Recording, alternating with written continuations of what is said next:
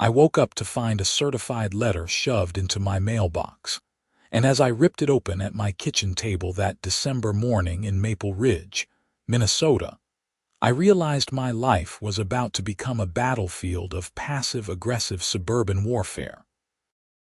The letter, printed on cream-colored cardstock with the Pinewood Hills Homeowners Association letterhead, informed me that I had violated Section 12, subsection D of the community guidelines by removing snow from my driveway before 6 in the morning. The fine was $250. I read it 3 times, each time feeling my blood pressure rise another notch. According to the complaint, filed by none other than Patricia Harrington, the HOA president herself, my early morning snow removal constituted noise pollution and disturbed the peaceful enjoyment of neighboring properties. My name is Ethan Norris, and I had been living in this cookie-cutter subdivision for exactly 8 months. I bought the house after my divorce, thinking that a quiet community in suburban Minneapolis would be the fresh start I needed. The place had seemed perfect at first with its manicured lawns, identical colonial-style homes painted in approved shades of beige and gray, and neighbors who waved politely from their driveways. I worked as a civil engineer for the city, which meant I needed to be at the office by 7:30 sharp, especially during winter when infrastructure issues multiplied like rabbits. Minnesota winters do not care about HOA regulations. When I shoveled my driveway at 5:15 that morning, there had been 8 inches of fresh powder, and the forecast called for another storm that evening. I had used a regular snow shovel, not even the gas-powered snow blower sitting in my garage. I had been as quiet as humanly possible, aware that my neighbors were still sleeping. Apparently, that was not good enough for Patricia. I grabbed my phone and called the HOA office, which went straight to voicemail. Of course it did. I left a message explaining that I needed to get to work and that early morning snow removal was a necessity, not a luxury. Then I went to work, fuming the entire 40-minute commute downtown. That evening, I knocked on Patricia Harrington's door. She lived 4 houses down from mine in what I privately called the McMansion, a slightly larger version of everyone else's home with an extra bay in the garage and a pretentious fountain in the front yard that she ran even in winter, creating an ice sculpture that probably violated about 17 safety codes. Patricia answered wearing a pink velour tracksuit and an expression that suggested I had interrupted something incredibly important. She was in her mid-50s, with blonde highlights that looked like they cost more than my monthly grocery bill, and the kind of fake smile that television evangelists perfected in the 80s. "Ethan, what a surprise," she said, not inviting me in. "I got your letter about the fine," I said, holding up the document. "I need to talk to you about this. It is completely unreasonable." Her smile tightened. "The rules are quite clear. Snow removal equipment cannot be operated before 6 in the morning or after 9 at night. You were shoveling at 5:15. Multiple neighbors complained. Multiple neighbors. Who? That information is confidential. I was using a manual shovel, Patricia. I was as quiet as possible. I have to get to work." She crossed her arms. "Then you should wake up earlier and plan accordingly, or you could shovel the night before." The snow did not stop until 2 in the morning. Was I supposed to set my alarm for 3? The rules do not account for personal inconvenience, Ethan. They exist to maintain community standards. If we let one person break them, everyone will think they can do whatever they want. She started to close the door. "You have 30 days to pay the fine. Have a good evening." The door shut in my face before I could respond. I stood there for a moment, staring at the wreath hanging on her door, feeling my jaw clench so hard my teeth hurt. Back home, I did what any reasonable person would do in the modern age. I pulled out the HOA bylaws and read them cover to cover. The document was 73 pages long, written in dense legalese that made my eyes cross, but I forced myself through every single word. Section 12. Subsection D did indeed prohibit the operation of snow removal equipment before 6 in the morning. However, it specifically mentioned powered equipment like snow blowers, leaf blowers, and motorized tools. Manual tools were mentioned only in the context of general maintenance. I grabbed a highlighter and marked every relevant passage. Then I read Section 4, which outlined the appeals process for fines. I had 14 days to file a written appeal, which would be reviewed at the next HOA board meeting. The next meeting was scheduled for 3 weeks away. I spent the entire next day drafting my appeal. I cited specific language, included photographs of my manual shovel, and even attached a copy of my work schedule to demonstrate the necessity of early morning snow removal. I hand-delivered it to Patricia's mailbox that evening, making sure to get photographic evidence with timestamps. 3 days later, I received another certified letter. My appeal had been denied. The board had reviewed my submission and determined that while the bylaws specifically mentioned powered equipment, the spirit of the rule encompassed all snow removal activities. The fine stood, and I now had an additional $50 late fee because apparently the 30-day grace period started from the date of the violation, not the date I received the notice. I paid the $300 through gritted teeth, but something had shifted inside me. I was not angry anymore. I was calculating. The next snowfall came 5 days later on a Saturday night. The weather service predicted 6 to 8 inches by morning. I went to bed at 8:30 and set my alarm for 12:45.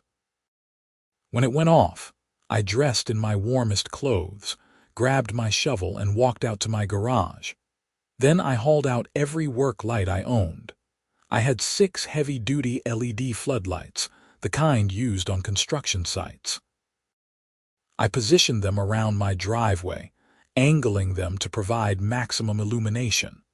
Then I added the motion sensor lights I had been planning to install anyway. By the time I finished, my driveway was lit up like a football stadium. The lights were so bright they created shadows in the middle of the night that looked like high noon.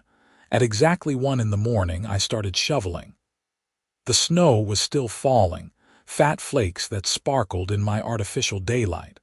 I took my time, scraping every inch of concrete clean. I was using a manual shovel, so technically, I was not violating the noise ordinance. The bylaws said nothing about lights. I was halfway done when Patricia's front door flew open.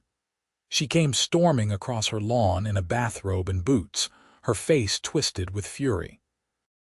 "What do you think you are doing?" she shrieked. "Shoveling snow," I said calmly, not stopping my work. "At 1 in the morning, with all these lights. The bylaws prohibit snow removal before 6 in the morning. It is currently 1 in the morning, which is technically still the previous day. I am not breaking any rules." Her mouth opened and closed like a fish. "This is absurd. You are disturbing the entire neighborhood. I am not operating any powered equipment. I am using manual tools, and I am doing so outside the prohibited hours. If you check Section 12, subsection D, you will find I am in complete compliance. Those lights are ridiculous. Turn them off right now. Show me where in the bylaws it says I cannot have exterior lighting on my own property." She sputtered for a moment, then jabbed her finger at me. "You are doing this to be spiteful. I am doing this so I can get to work on Monday morning without violating your precious rules. Now, if you do not mind, I would like to finish before the snow accumulation makes this more difficult." She stood there for another minute, practically vibrating with rage, before spinning on her heel and marching back to her house. I continued shoveling, taking care to scrape the blade against the concrete with just a bit more force than strictly necessary. By the time I finished at 2:30, lights were on in at least half the houses on the street. I waved cheerfully at the silhouettes in the windows before packing up my equipment and going inside. I slept better than I had in weeks. The next certified letter arrived on Tuesday. I had violated Section 8, subsection A, which prohibited exterior lighting that created a nuisance for neighboring properties. The fine was $500. There was also a sternly worded paragraph about how my behavior demonstrated a pattern of disregard for community standards, and that further violations would result in escalating penalties. I filed another appeal, this time citing Section 8, subsection A in its entirety. The rules specified that exterior lighting could not be directed at neighboring properties and could not remain on continuously between midnight and 6 in the morning. My lights had been directed at my own property and had been on for less than 2 hours. Once again, I was in technical compliance.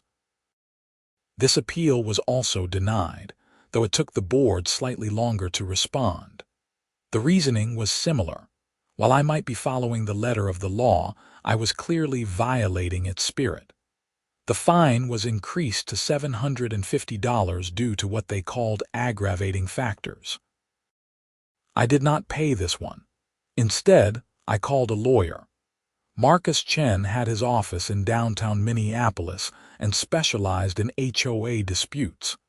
His website promised aggressive representation and a deep understanding of community association law. When I walked into his office that Friday afternoon, he greeted me with a firm handshake and an expression that suggested he had heard it all before. "So, tell me about your HOA problem," he said, gesturing to a chair across from his desk. I laid out the entire situation, starting with the first fine and ending with the most recent letter. I showed him all the correspondence, my copies of the bylaws, and my detailed timeline of events. He listened without interrupting, occasionally making notes on a legal pad. When I finished, he leaned back in his chair and grinned. "This is one of the more creative cases I have seen lately. You are technically in the right on all counts, but you are also clearly antagonizing them. They started it. That is not a legal defense, but I appreciate the sentiment." He flipped through the bylaws I had brought. "Here is the thing about HOA regulations. They have to be enforced consistently and in accordance with their written terms. If they are fining you based on the spirit of rules rather than the actual language, that is arbitrary enforcement which you can challenge. However, these disputes rarely go to court. They are expensive, time-consuming, and frankly, judges hate them. So what do I do? First, we send them a cease and desist letter. We point out exactly what you have already identified, that you are in compliance with the written bylaws, and that their fines constitute harassment. We demand they rescind all penalties and provide written assurance that no further action will be taken against you for complying with your work schedule. And if they do not, then we file a lawsuit. But honestly, most HOAs back down when a lawyer gets involved. They are used to bullying individual homeowners who do not know their rights. They are not used to someone fighting back with legal counsel. I hired him on the spot. His retainer was $1,500, which stung, but I was already into this fight for over $1,000 in fines. What was a bit more, Marcus sent the cease and desist letter the following Monday via certified mail and email. It was a beautifully crafted piece of legal intimidation, citing case law and Minnesota statutes while maintaining a tone of professional courtesy that somehow made it even more threatening. He sent me a copy, and I read it 3 times, savoring every precisely chosen word. Patricia called my cell phone 45 minutes after she received it. I let it go to voicemail. She called again an hour later.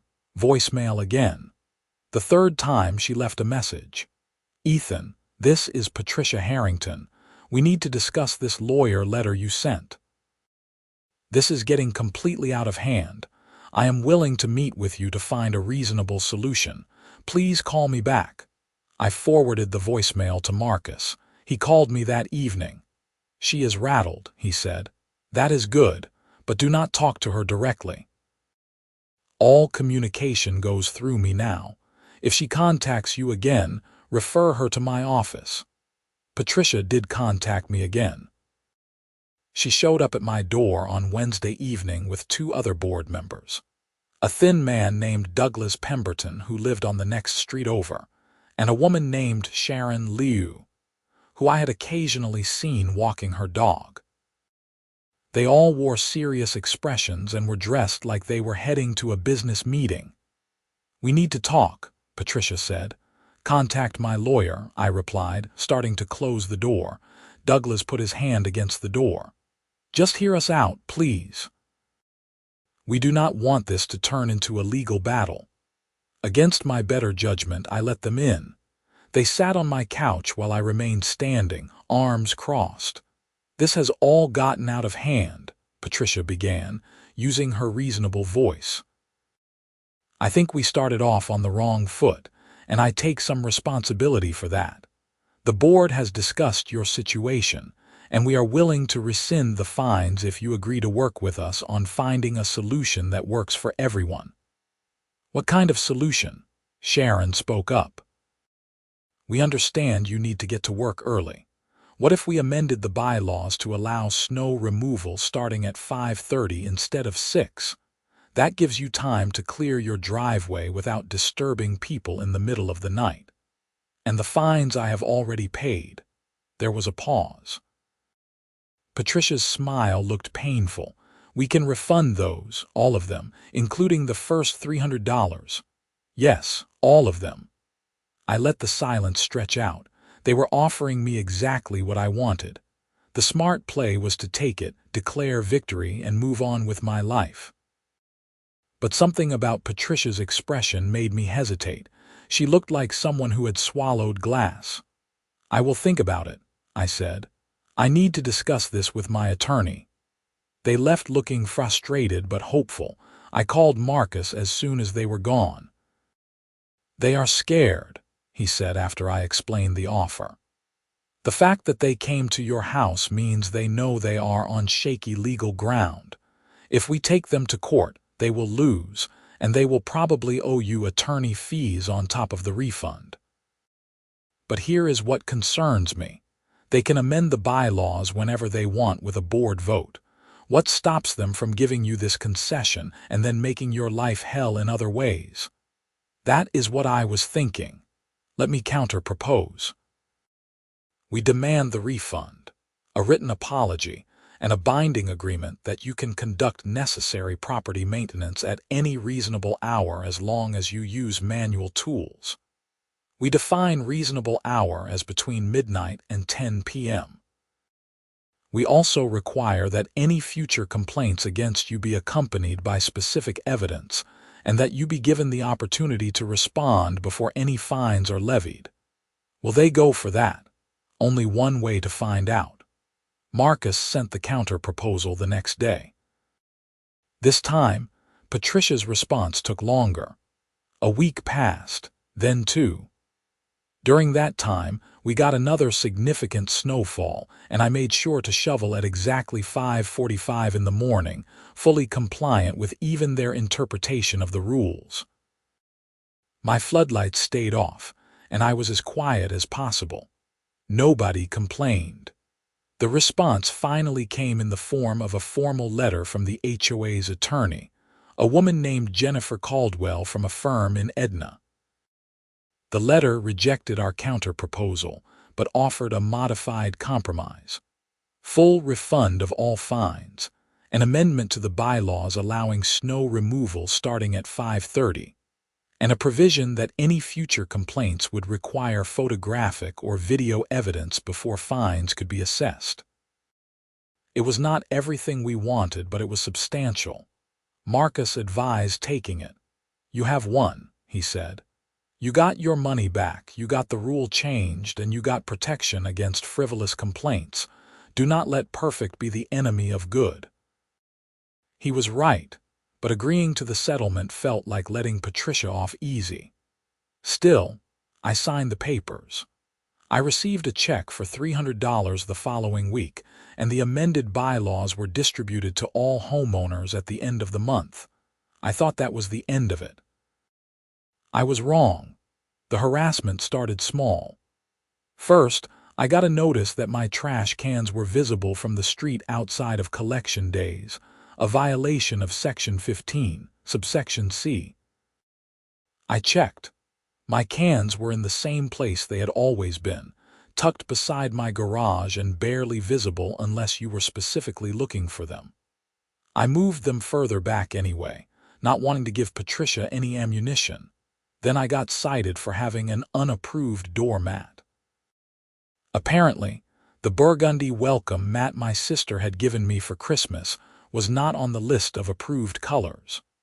I replaced it with a beige one that looked like it belonged in a dentist's office. Next came a violation notice for my mailbox, which supposedly needed repainting. The mailbox was identical to every other mailbox on the street, including Patricia's. I took photographs of every single mailbox in the neighborhood, documented their condition, and sent the evidence to Marcus along with the notice. "They are retaliating," he said. "This is exactly what I was worried about. Keep documenting everything, but do not respond to these notices yet. Let them build a pattern." Over the next 2 months, I received 9 more violation notices. My lawn was not edged properly. My house numbers needed to be replaced because they were faded. I had ice buildup on my gutters. My front window blinds were not uniform. Each complaint was petty and technical, and each one followed the same pattern. A certified letter with photographic evidence and a fine ranging from $100 to $300. I did not pay any of them. Instead, Marcus and I compiled everything into a comprehensive file documenting what he called a clear pattern of harassment and retaliation. In March, we filed a formal lawsuit against the Pinewood Hills Homeowners Association in Hennepin County District Court, alleging harassment, retaliation, and violation of my rights as a homeowner. We asked for compensatory damages, attorney fees, and an injunction preventing the HOA from levying any further fines against me without independent third-party review. The lawsuit made the local news. A reporter from the Star Tribune picked up the story, and suddenly, I was doing phone interviews about HOA overreach and suburban tyranny. The story resonated with people. My phone started buzzing with messages from neighbors I had barely spoken to, all telling me about their own experiences with Patricia and the board. Apparently, I was not the only one who had been targeted. The publicity was not good for Patricia. The HOA held an emergency meeting in early April, and I attended along with about 40 other homeowners, which was more than had shown up to any meeting in the past 5 years, according to people who had been there longer than me. The room at the community center was packed, and the energy was tense. Patricia called the meeting to order with her usual fake smile, but it looked strained. "Thank you all for coming. I know there has been some concern about recent enforcement actions." "Concern?" someone shouted from the back. "You have been fining people for nonsense." Voices rose in agreement. Patricia banged a gavel that seemed to appear from nowhere. "Please, one at a time. If you have specific grievances, you can submit them in writing." A woman I recognized from 3 streets over stood up. "I got fined $200 because my kid left a soccer ball in the front yard overnight. $200 for a soccer ball. I got cited for having the wrong shade of white paint on my garage door, another man added. White. There are apparently 12 approved shades of white, and mine was not one of them. More voices joined in, each one adding their own story of absurd violations and excessive fines. Patricia tried to maintain control, but it was like watching someone try to hold back a flood with their hands. Douglas and Sharon sat at the table beside her, looking increasingly uncomfortable. Finally, an older man named Robert Franklin stood up. Robert was a retired attorney who had lived in Pinewood Hills since the development was built 15 years ago. He had a reputation for being reasonable and well-respected. Patricia, I have reviewed the violation notices issued over the past 6 months, he said, his voice carrying easily across the room. There has been a 300% increase in enforcement actions compared to the same period last year. Furthermore, approximately 60% of those violations have been issued to homeowners who have filed complaints about the board or questioned your decisions. That is textbook retaliation. Patricia's face went red. That is absolutely not true. We enforce the rules fairly and consistently. Then you will not mind an independent audit of your enforcement practices. That is not necessary. I disagree. I am calling for an emergency vote to remove you as president and install an interim board pending a full review of all HOA activities over the past year. The motion was seconded immediately. Patricia tried to shut it down, citing procedural rules, but Robert knew the bylaws better than she did. The vote happened, and it was not even close. Patricia was removed as president by a margin of 38-5. Douglas and Sharon both resigned on the spot, looking relieved to escape. Robert was appointed interim president, and he immediately suspended all pending fines pending review. He also issued a formal apology to me and the other homeowners who had been targeted, and he promised a complete overhaul of the enforcement process. My lawsuit against the HOA became complicated after that. Marcus and I had been suing the organization, not Patricia personally, and with new leadership in place, the HOA was willing to settle. They agreed to pay my attorney fees, issue a formal written apology, refund all fines that had been levied against me, and implement new policies that required board approval before any fine over $100 could be issued. They also agreed to establish an independent appeals committee made up of homeowners who were not on the board. I accepted the settlement. It felt like a real victory this time, not a compromise, but the story was not over yet. In May, the new board hired an independent accounting firm to audit the HOA's finances. What they found was stunning. Over the past 3 years, Patricia had been systematically embezzling money from the HOA accounts.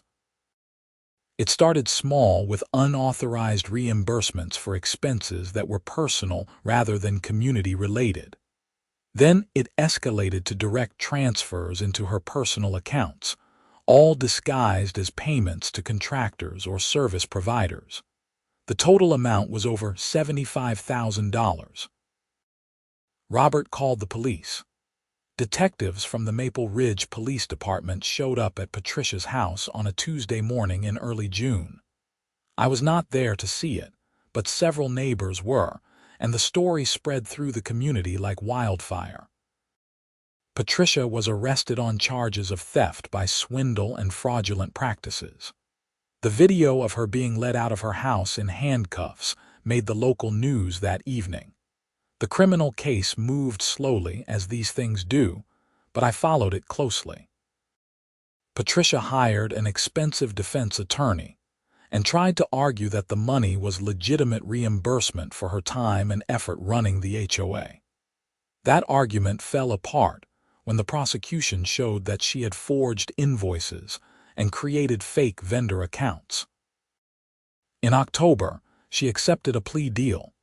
felony theft, 5 years probation, full restitution to the HOA, and 200 hours of community service. She also had to resign from any position of authority in any homeowners association for the rest of her life, which was written directly into the plea agreement at the prosecutor's insistence.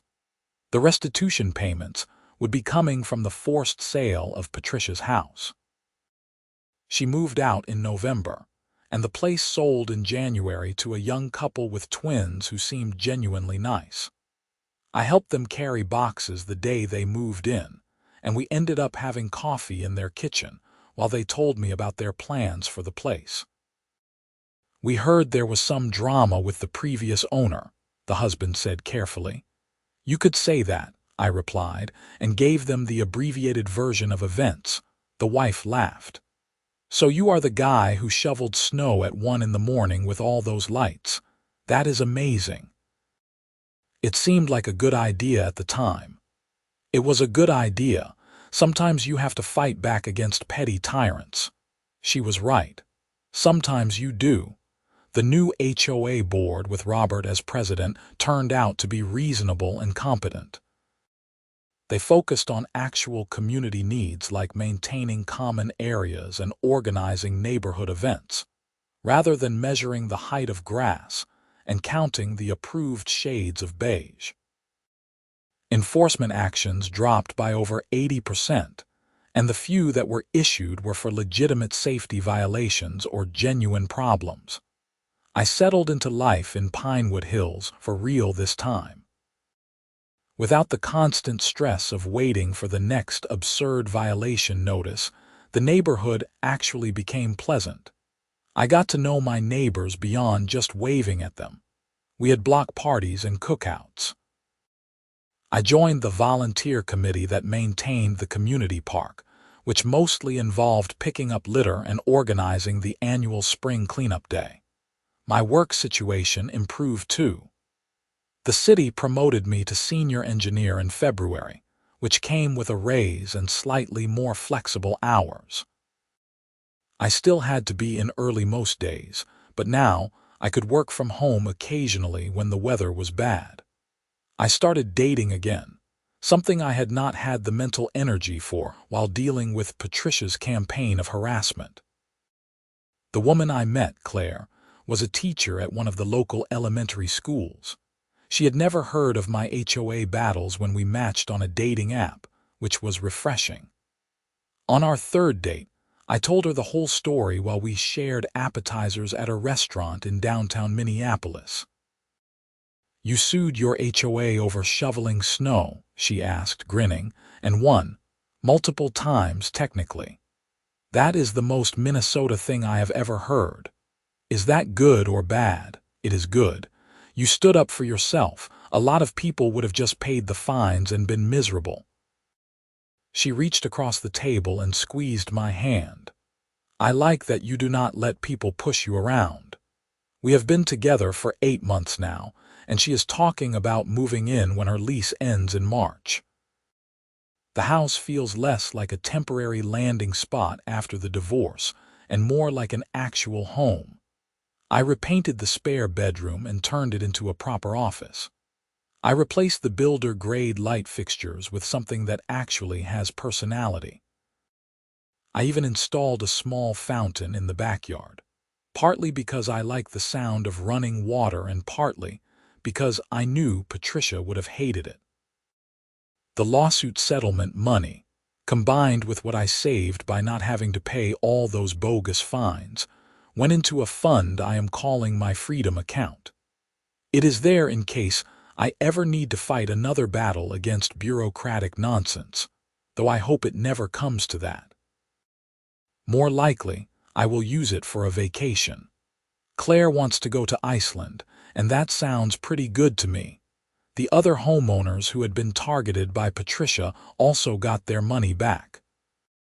The HOA issued refunds from the restitution payments, and while it did not cover everything, it was something. Several people thanked me for standing up when they had not felt able to. That felt good in a way that winning the lawsuit had not. I had not just fought for myself. I had accidentally fought for the entire community. In March, Robert announced that he would not be running for re-election as HOA president. He had done what he set out to do: clean up the mess, establish better policies, and restore trust in the organization. A woman named Janet Morrison, who lived in the neighborhood and worked as a nonprofit administrator, ran unopposed and won easily. She has been great so far, focusing on practical issues and actually listening to homeowners instead of issuing edicts from on high. Last week, we got our first major snowfall of the season, almost 8 inches overnight. I woke up at 5:30, made coffee, and went outside to shovel my driveway in the dark with just my porch light for illumination. No floodlights, no middle-of-the-night theatrics, just a guy clearing snow so he could get to work. It was cold and peaceful, and when I looked up, I could see stars between the clouds. My neighbor Tom came out about halfway through my driveway, and we exchanged the usual Minnesota winter greeting. "Cold enough for you, could be worse," I said, which is the only acceptable response. He started on his own driveway, and we worked in companionable silence for a while. When I finished, I helped him with the end of his driveway where the plow had left a heavy ridge of compacted snow. He thanked me, and we both went inside to warm up before heading to work. That is what a neighborhood is supposed to be. People helping each other with the regular challenges of life, not measuring blade heights and enforcing arbitrary rules designed to make someone feel powerful. The whole experience with Patricia taught me that most people are reasonable if you give them the chance, but the ones who are not reasonable can cause a disproportionate amount of damage if they are not checked. I also learned that fighting back, even when it seems easier to just comply, sometimes is the right choice. Not because I enjoyed the conflict or because I wanted to punish Patricia, though I would be lying if I said there was not some satisfaction in watching her get what she deserved, but because standing up to unreasonable authority is how you prevent it from getting worse. If I had just paid that first fine and adjusted my schedule, Patricia would have moved on to the next person, and the next, and the pattern would have continued until someone else finally said enough. The legal bills were worth it. The stress was worth it. The early morning snow shoveling performance art with the floodlights was definitely worth it, if only for the story I get to tell at parties. These days, I shovel my snow whenever I need to, using whatever method makes sense for the situation. Sometimes that is at 5 in the morning with a manual shovel. Sometimes it is at 9 at night after I get home from work. Once, during a particularly bad storm, it was at 2 in the afternoon on a Saturday when Claire and I needed to get to her parents' house for dinner. Nobody complains. Nobody sends certified letters. The HOA focuses on actual community issues like fixing streetlights and organizing the neighborhood garage sale. Last month, I ran into Douglas Pemberton at the grocery store. He was the board member who had come to my house with Patricia to try to negotiate a settlement. He looked uncomfortable when he saw me, like he was not sure whether I held a grudge. "Hey, Ethan," he said, not quite meeting my eyes. "How have you been?" "Good. You?" "Good, yeah. Listen, I wanted to apologize for the whole thing with the fines and everything. I should have pushed back harder against Patricia. I knew some of it was not right, but I went along with it anyway. I appreciated the apology, even if it was coming about 2 years too late. Water under the bridge. The important thing is that things are better now. They really are. My wife and I just hosted a cookout last weekend, and like 15 families showed up. That never would have happened before. People were too stressed about whether their lawn furniture was an approved color or whatever nonsense Patricia would have dreamed up. We chatted for a few more minutes about nothing important and then went our separate ways. That encounter stuck with me, though. Douglas was not a bad person. He just made the mistake of going along with someone who was abusing power because it was easier than confronting the problem. How many times do we all do that in various ways? How often do we see something wrong and stay quiet because speaking up is hard or uncomfortable? The whole experience made me more aware of that tendency in myself. When I see something at work that does not seem right, I speak up now instead of assuming someone else will handle it. When I notice a problem in the neighborhood, I mention it at the HOA meetings instead of hoping it resolves itself. It is not about being confrontational for its own sake. It is about taking responsibility for the community you live in, and not assuming that authority figures have your best interests at heart just because they have a title. Claire says I have become more confident since we started dating, and maybe she is right. Fighting the HOA taught me that I could stand up for myself effectively, that having the law and the facts on your side matters, and that institutions can be changed when enough people decide they have had enough. Those are good lessons, even if I wish I could have learned them without spending months dealing with certified letters and violation notices. The house itself has become something I am genuinely proud of. I redid the landscaping last spring, putting in native Minnesota plants that do not need much watering and look good through multiple seasons. I built a small patio in the backyard, using pavers that I laid myself, which took 3 weekends and left me sore for days, but turned out better than I expected. I hung bird feeders and spent an embarrassing amount of money on good seed, and now my backyard is full of cardinals and chickadees and the occasional woodpecker. Claire set up a little herb garden in containers on the patio, and we actually use the herbs when we cook, which makes us feel like functional adults. I think about what this place represented when I first moved in. An escape from a failed marriage, a chance to start over, a blank slate. It has become so much more than that. It is where I learned to fight for what is right, where I built real friendships with my neighbors, where I started a relationship that might actually last. The house is not just a building anymore. It is home in the fullest sense of the word, and I earned that through all the conflict and stress and eventual triumph over Patricia's reign of petty tyranny. Sometimes, I wonder what Patricia is doing now. She moved somewhere outside the immediate area after selling her house. The restitution payments are coming out of the proceeds, so presumably she is renting and working somewhere, trying to rebuild her life after the criminal conviction. I do not wish her ill exactly, but I also do not lose sleep worrying about her. She made her choices, and she faced the consequences. That is how it is supposed to work. The embezzlement charges were never something I expected when I started this fight. I just wanted to shovel my driveway without getting fined. But it makes sense in retrospect. Someone who is willing to abuse power in small ways, who gets off on controlling others through petty rules and arbitrary enforcement, is often willing to abuse power in bigger ways when they think they can get away with it. The violation notices and excessive fines were symptoms of a larger problem. Patricia saw the HOA as her personal fiefdom, and she used it to enrich herself both financially and emotionally. Removing her was not just good for me. It was good for the entire community. The neighborhood is healthier now in ways that go beyond just fewer violation notices. People are engaged and involved. They show up to meetings and volunteer for committees. They trust that the HOA is working for them, not against them.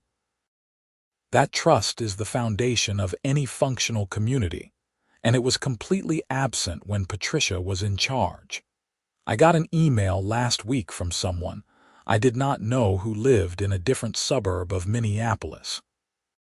She had read about my case in the news archives while researching her own HOA problems, and she wanted advice on how to fight back against what sounded like very similar issues.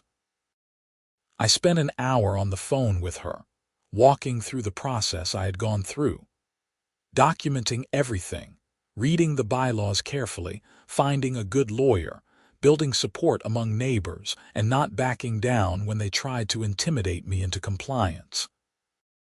The key is that you have to be right, I told her. You cannot just be angry. You have to have the facts and the law on your side. That is what makes the difference between someone who is a justified whistleblower and someone who is just a nuisance. She thanked me profusely and said she felt more confident about moving forward. I gave her Marcus Chen's contact information in case she needed a lawyer. Maybe her situation will turn out differently than mine did. Maybe her HOA will back down sooner, or maybe it will be a longer fight. But at least she knows it is possible to win, and that matters. The temperature has been dropping this week, and the Weather Service is predicting another major snow event this weekend.